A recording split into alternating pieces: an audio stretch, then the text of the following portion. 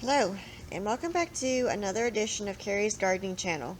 So, I wanted to do a review today of the Russian Purple Heirloom tomatoes here. Now, I got these as a free gift and decided to try them. So, this is one that's harvested. This is actually a small one compared to how large we have seen these get. And here's one over here that has been cut. So you can see what the inside of it looks like. And they do have a light smoky flavor to them. We all tried that.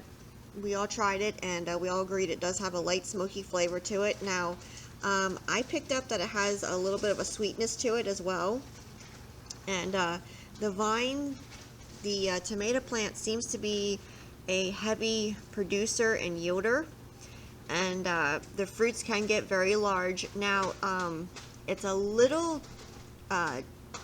tricky to kind of pick these because what we're noticing is they're not all completely turning. They'll have like some green on them still, but if you try and let them go, then they'll go past their prime.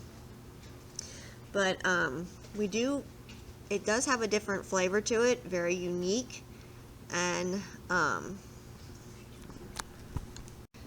now, this particular one here is a 75-day producer, meaning 75 days after you plant it outside, it should start producing. Now, weather and different things, if it's low on food, can affect how quickly it will produce the fruit, especially if you're using a high nitrogen fertilizer on it. You'll get all foliage and very little to possibly no fruits off of it. And that's the same for any type of tomato plant, not just this one here.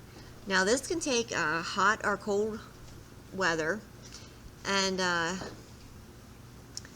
it's a very rare tomato to find, and I just wanted to share this with you. So if you like my video, please like, comment, subscribe. Please don't forget to hit the little notification button. I'll tell you when I put a new video on. You can also follow me on Twitter. I have a link down in the description for my Twitter account. Thank you for watching, and I hope you have a nice day. Bye!